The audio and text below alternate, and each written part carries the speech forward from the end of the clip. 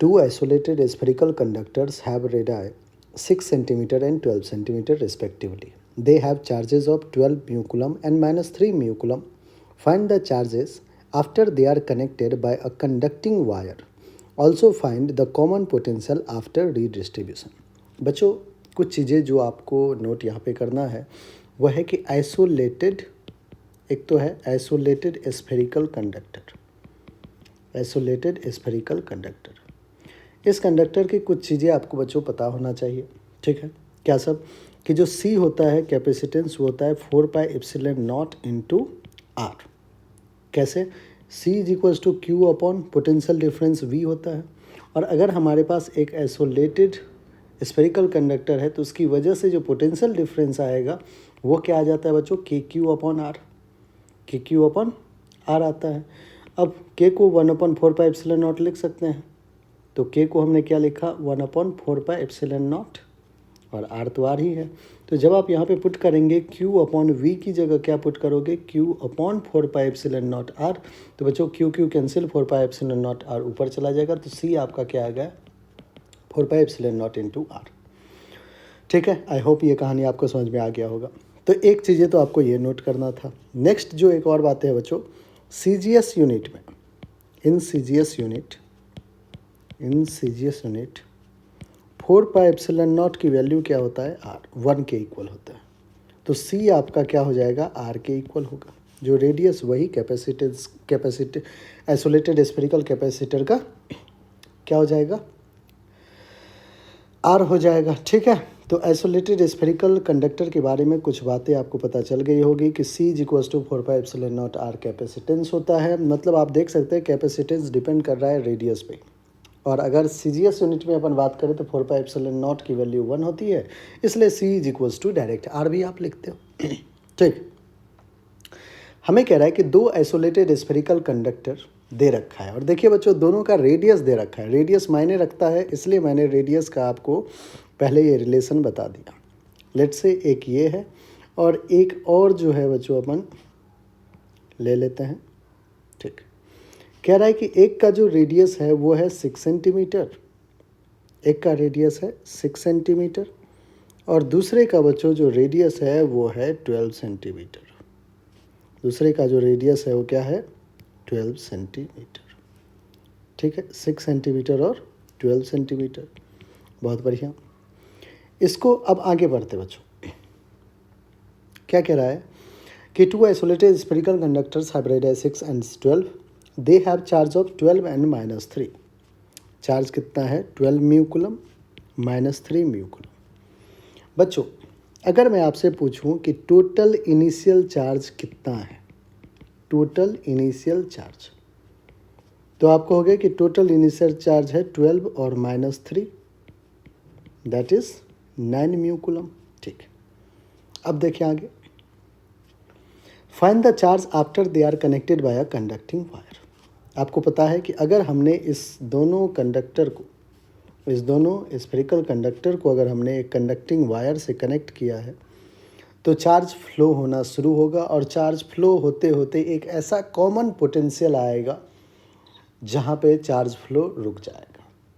ठीक है बच्चों, तो कहेंगे charge sharing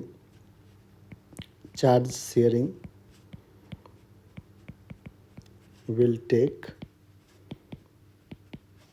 place upon connecting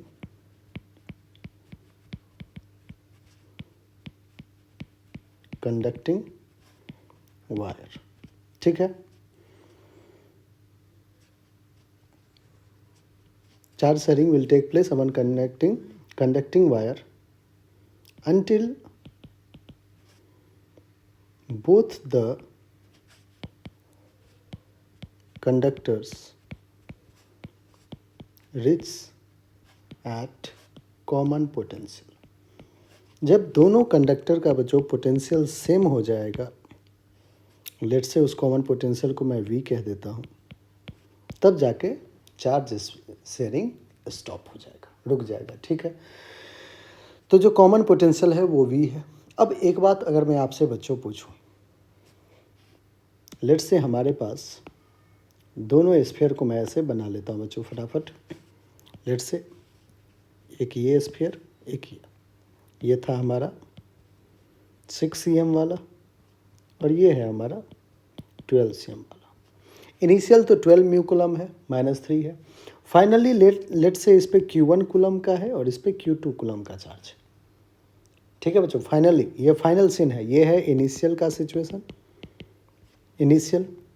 और ये जब हमने दोनों में क्या किया, एक वायर कनेक्ट कर दिया, कंडक्टिंग वायर, मैं डिनोट कर देता हूँ यहाँ पे, कंडक्टिंग वायर। फिर फाइनली क्या होगा, एट कॉमन पोटेंशियल V, इस पे लेट से चार्ज है Q1 और दूसरे पे चार्ज है Q2।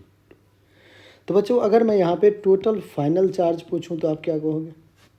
आप कहोगे कि सर टोटल फाइनल चार्ज हो जाएगा Q1 प्लस Q2। आपको एक और चीज़ बच्चों पता है कि जितना टोटल इनिशियल चार्ज है उतना ही टोटल फाइनल चार्ज भी होगा। मानते हैं आप ये चीज़ें? बिल्कुल, जितना टोटल इनिशियल चार्ज होता है उतना ही टोटल फाइनल चार्ज भी होगा।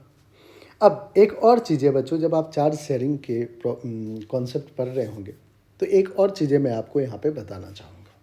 वो क्या है, देखिए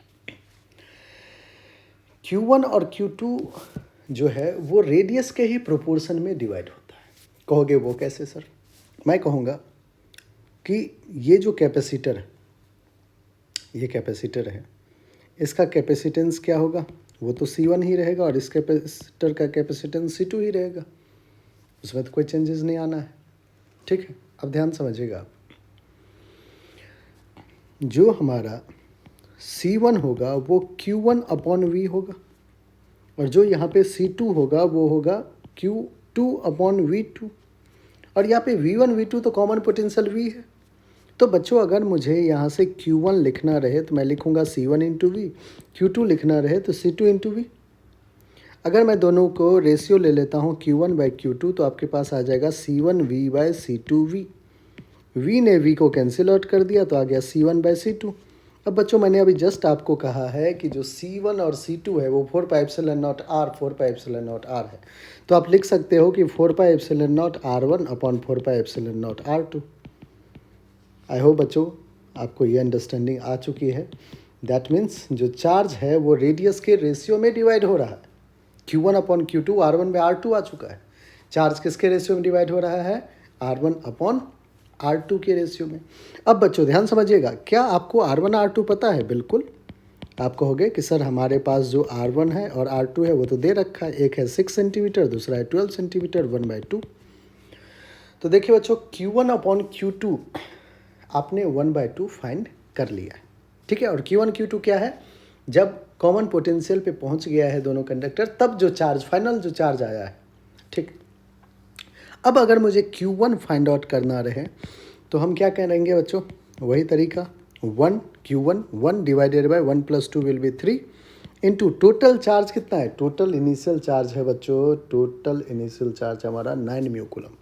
तो 9 म्यू कूलम का एक पोर्शन, 9 म्यू कूलम का जो एक पार्ट है वो Q1 में जा रहा है, जो कि कितना आ जाएगा? Q1 इज इक्वल्स टू 3 1 जा 3 3 जा 3 म्यू कूलम। और Q2 कितना है? Two part, Q2 will be 1 upon 1 plus 2 upon 2 plus 3, 2 plus 1 will be 3 into 9, 9 का बांटना, 9 ही तो हमारा इनिशियल चार्ज है टोटल। तो टोटल चार्ज को अब हम डिवाइड कर रहे हैं बच्चों, टोटल चार्ज को हमें 1:2 के रेशियो में बांटना है। तो अगर ये 3 होगा तो आप कहोगे कि सर ये फिर 6 हो जाएगा, यही तो 1:2 कहता है। तो Q2 की वैल्यू कितना आ गया? 6 म्यू कूलम। तो बच्चों हमसे फाइनल चार्ज पूछा गया था, पूछा गया है कि find the charges after they are connected by conducting wire. तो आप कहोगे कि Q1 Q2 आ चुका है और कितना आया है? तो आप कहोगे Q1 है 3 म्यू कूलम और Q2 है 6 म्यू कूलम। बच्चों और क्या पूछा है? Common potential. ठीक है, अब अपन क्या करते हैं बच्चों? कॉमन पोटेंशियल जिसको आपने V कहा है वो भी फाइंड कर लेते हैं। Common potential is given as, अब हम कॉमन पोटेंशियल V फाइंड कर रहे हैं बच्चों। तो कॉमन पोटेंशियल V जब हुआ है, आप बच्चों यहाँ से ध्यान समझिएगा, C को क्या लिख सकते हैं? Q अपॉन V लिख सकते हैं। कैपेसिटेंस C क्या होता है? Q upon V। तो क्या मैं V को Q अपॉन C भी लिख सकता हूँ? अब Q यहाँ पे Q1 प्लस Q2 होगा, C हमारे पास C1 प्लस C2 हो जाएगा। ठीक है। अब Q1 प्लस Q2 वो तो आपने पहले ही फाइंड आउट कर रखा है। Q1 और Q2 को ऐड कीजिए, 6 प्लस 3 9 म्यू कूलम होगा। 9 into 10 to the power mu है इसलिए -6 डिवाइडेड बाय C1 और C2 क्या है, कैपेसिटेंस। और कैपेसिटेंस होता क्या है बच्चों, 4 pi epsilon not R1 plus 4 pi epsilon not R2, जिसको मैं R1 प्लस R2 कॉमन ले लेता हूँ। ठीक है, तो 9 into 10 to the power -6 divided by 4 pi epsilon nought. बच्चों इनफैक्ट मैं इसको ऐसे लिखूँ 1/4 पाई एप्सिलॉन नॉट, तो कोई दिक्कत, क्योंकि 1/4 पाई एप्सिलॉन नॉट ही तो है। आई कहानी समझ में। अब ये मैं 1/4 पाई एप्सिलॉन नॉट क्यों कह रहा हूँ, क्योंकि बच्चों आपने एक इलेक्ट्रोस्टैटिक्स में जो कुलम्ब्स लॉ पढ़ा था वहाँ पे आपने के की value 9 into 10 to the power 9 पढ़ा था, और के 1/4 पाई एप्सिलॉन नॉट होता है। तो क्यों ना 1/4 पाई एप्सिलॉन नॉट को मैं 9 इंटू 10 टू द पावर 9 लिखूँ, लिख दिया। ठीक है, आई होप आपको ये चीज़ें समझ में आ गई। नीचे अब आते हैं बच्चों, डेनोमिनेटर में क्या सब है, R1 प्लस R2। R कितना है 6, R1 6, R2 कितना था 12, और ये दोनों बच्चों सेंटीमीटर में है। मीटर बनाने के लिए 10 टू द पावर -2 कर दिया। चलिए सॉल्व कर लेते हैं अब इसको। जो V आ रहा है वो आ रहा है 9 into 9 81, 10 to the power -6 plus का 10 to the power plus 9, 9 minus 6 will be 3 divided by 12 plus 6 will be 18 into 10 to the power -2। यहाँ सॉल्व किया बच्चों, 9 2 जा 9 9 जा 9/2 4.5 हो जाएगा। 10 टू द पावर 3 -2 ऊपर जाके प्लस बन जाएगा +2, तो 10 टू द पावर 5 वोल्ट। तो 4.5 into 10 to the power 5 volt, ये हमारा बिल्कुल क्या रहेगा, करेक्ट आंसर रहेगा।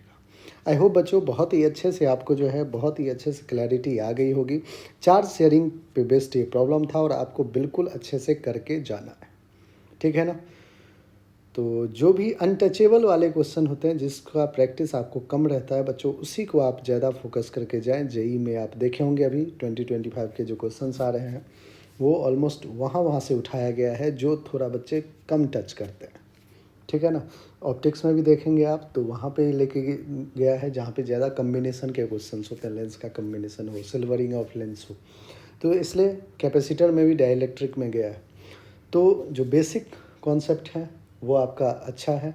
आपको मेन फोकस अब ज़्यादा बढ़ाना है, जो थोड़ा कम टच करते हैं अपन, ठीक है ना, उसको उस पर ज़्यादा प्रैक्टिस लाना है। ठीक है बच्चों, ऑल राइट।